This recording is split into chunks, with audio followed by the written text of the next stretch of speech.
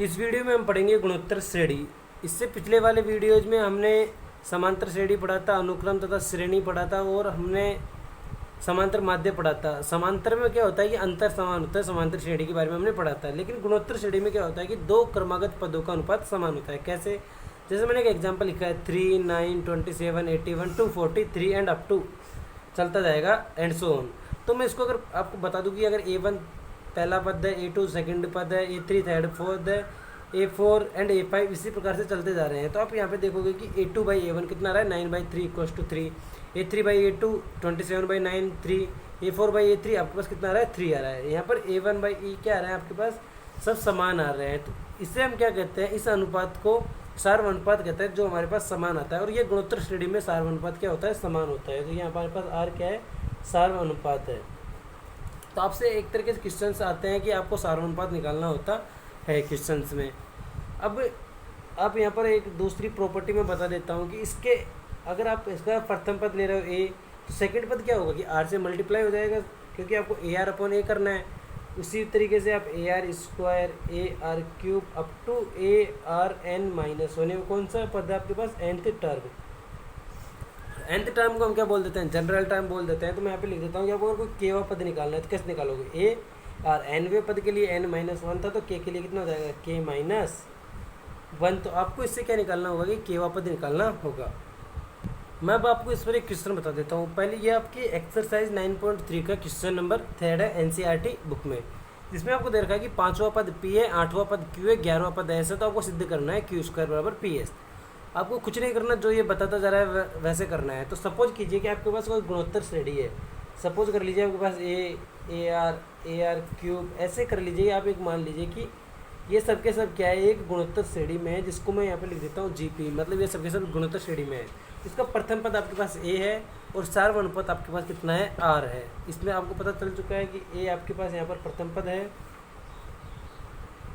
और R आपके पास यहाँ पर सार्वनुपात है। तो अब आपको क्या कर रहा है कि ये बोल रहा है 5वां पद है। 5वें पद को आप लिख सकते हैं T5, जो कितना होगा P। और आप 5वें पद के लिए फॉर्मूला लगाएंगे तो AR/n-1, n की वैल्यू के पास यहाँ पे 5 है तो 5-1 AR⁴ पावर 4 बोल दो या ⁴ बोल दो। एंड T8 आपके पास इसी तरीके से कितना आएगा AR7 एंड T11 आपके पास आएगा यहाँ पर S, जो आ जाएगा AR10। अब आपको क्या सिद्ध करवा रहा है, उसी की तरीके से आपको करता जाना है Q²। तो आप Q² फाइंड आउट कर लीजिए। तो Q² कितना हो जाएगा AR⁴²। अब पावर की घात तो आप लगाना आता होगा कि A² और R की घात 14, ठीक है। अब आपको क्या निकालना है, PS निकालना है। और आप इसको लेफ्ट हैंड साइड लिख दीजिए, P निकाल लीजिए। P कितना है आपके पास AR4 एंड AR⁻10 S। अब आपको दोनों को मल्टीप्लाई कर दीजिए, A² R⁴14 आपके पास यहाँ से आ चुका है Q² = PS। तो ये आपके पास क्या हो चुका है, सिद्ध हो चुका है। तो ये आपकी एक्सरसाइज 9.3 का क्वेश्चन नंबर 3 है, जो बिल्कुल सिंपल हो चुका है। अब मैं आपको पढ़ाता हूँ कि समांतर श्रेणी, मतलब जो हमने समांतर श्रेणी में योगफल पढ़ा था, वैसे ही यहाँ पर गुणोत्तर श्रेणी का भी हम योगफल निकाल सकते हैं। तो मैं उसको वही बताता हूँ गुणोत्तर श्रेणी का योगफल कैसे निकालोगे। मैं आपको गुणोत्तर श्रेणी के योगफल का डेरिवेशन करवा देता हूँ। इसके बेस पर आप बहुत सारे क्वेश्चंस को सोल्व कर पाएंगे आने वाली आगे की एक्सरसाइज में और कई कॉम्पिटिटिव एग्जाम्स में। या फिर आपको अगर फॉर्मूला याद करना हो तो मैं फॉर्मूला भी बताऊंगा, उसको भी आप याद कर लीजिए। उससे भी आपके क्लास 11th के सारे क्वेश्चन सोल्व हो जाएंगे लगभग। तो मैं आपको बता देता हूँ कि आप SN क्या लिख सकते हो। आपको अगर इसका सम करना है तो SN में आप लिख सकते हो A + AR + AR² लिख सकते हैं। अब आपको क्या करना है कि SN को R से मल्टीप्लाई करना है आपको डेरिवेशन करने के लिए।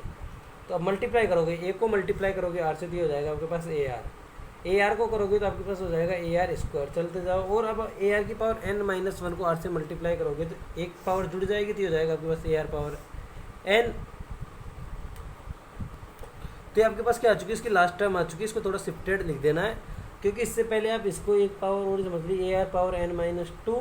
तो यहाँ से आपके पास ये AR⁻n-1 भी आ जाएगा, ठीक है। अब आपको क्या कर देना है, दोनों को सब्सट्रैक्ट कर देना है। तो ये हो जाएगा 1 - RSN। ये AR से AR कैंसिल, सब्सट्रैक्ट और AR² कैंसिल, यहाँ तक कि जो आपके पास ये भी कैंसिल हो जाएगा, केवल आपके पास यहाँ पे बचेगा minus a r raise to n. तो यहाँ से आपके पास एस एन का फॉर्मूला आ चुका है, a one minus r raise to n upon one minus r. ये वाला फॉर्मूला आपके लिए वैलिड है जब आर की वैल्यू होगी 1 से छोटी, और जब आपके पास आर की वैल्यू अगर 1 से बड़ी हो जाए तो आपको कुछ नहीं करना है, सिर्फ इनको आपस में चेंज कर देना है। R raise to power n minus one upon r minus one, r की वैल्यू 1 है। अगर आप सोच रहे होंगे जब अगर आर की वैल्यू 1 हो जाए तो ये तो 0 हो जाएगा, तो आप इस फॉर्मूले से आर की वैल्यू नहीं निकाल सकते। लेकिन अब आर की वैल्यू 1 हो जाएगी तो सारी टर्म्स क्या हो जाएगी, सेम हो जाएगी। तो आप उसको एक तरह से समांतर श्रेणी समझ लीजिए जिसके बीच में कॉमन डिफरेंस 0 है, या फिर गुणोत्तर श्रेणी समझ लीजिए जिसके लिए आपके पास कॉमन रेशो मतलब सार्वनुपात कितना है, 1 है। तो आप उसके लिए एस एन क्या लिखोगे, सभी टर्म्स आपके पास ए हो जाएगी एन टाइम्स, तो आप उसके लिए योगफल लिख सकते हो s n equals to n times of ए।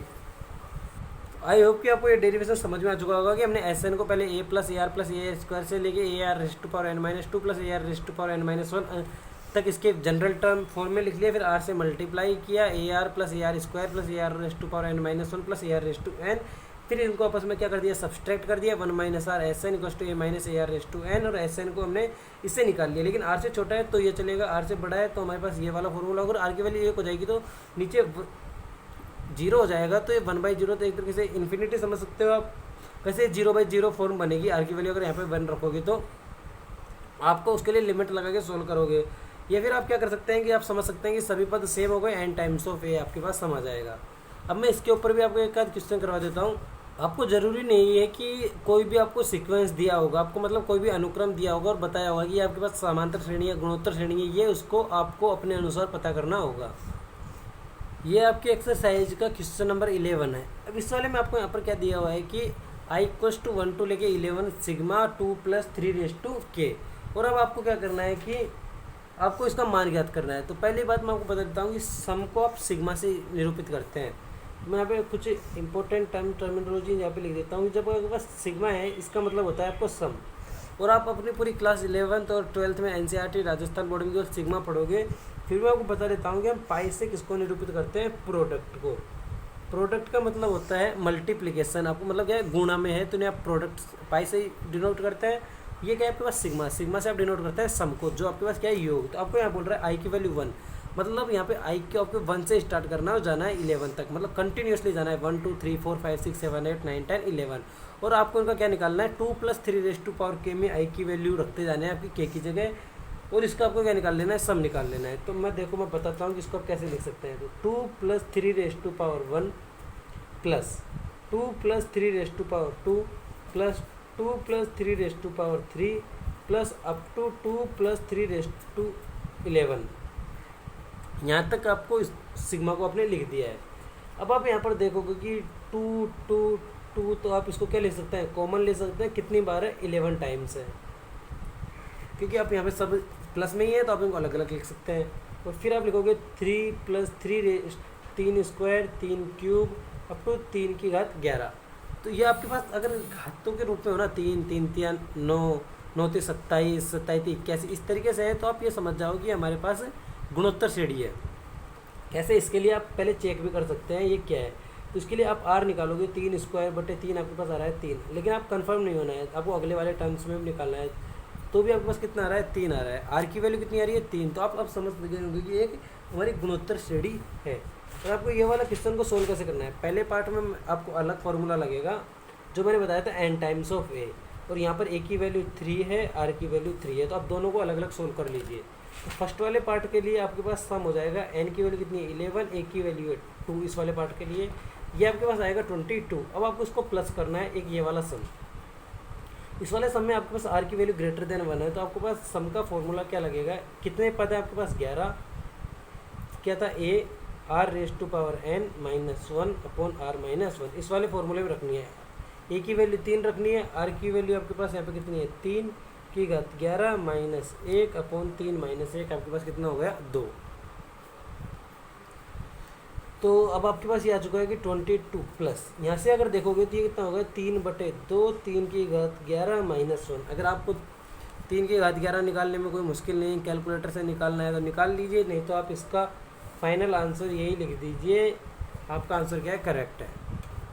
तो हम समांतर श्रेणी का योगफल निकालना सीख चुके हैं। अब हम निकालेंगे अनंत गुणोत्तर श्रेणी, मतलब जिसमें पदों की संख्या अनंत है। अनंत मतलब कि जिनको आप गिन ही नहीं सकते।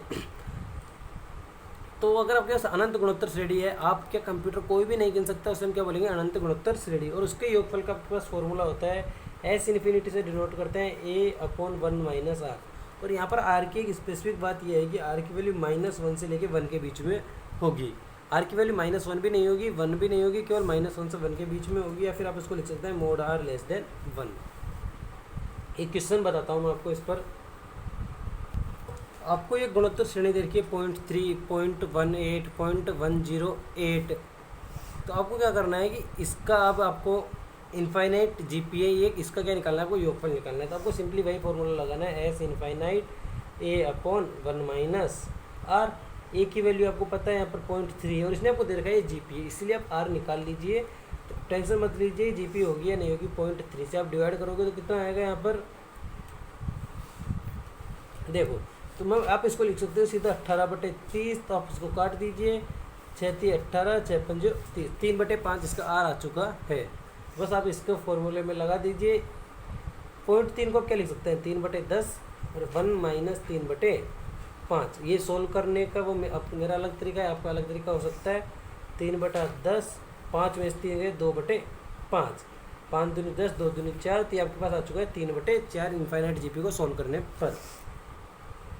अब आप इस तरीके से अपने क्या कर सकते हैं, अपनी बुक के क्वेश्चन सोल्व कर सकते हैं। किसी भी क्वेश्चन में डाउट हो तो आप मुझे कमेंट सेक्शन में बता दीजिएगा। और मैं अभी भी और कोई क्वेश्चन जो मुझे लगेगा कि टफ है, आपको करने में दिक्कत आ सकती है, मैं उस पर भी वीडियो बना दूंगा। और आप अपनी एक्सरसाइज 9.3 कर लीजिए। इसके बाद मैं आपको गुणोत्तर माध्य भी पढ़ा दूंगा। उसके बाद आपको कोई दिक्कत नहीं आएगी। और अगर आपको हमारा वीडियो पसंद आया हो तो हमारे वीडियो को लाइक करें, चैनल को सब्सक्राइब करें। Thank you.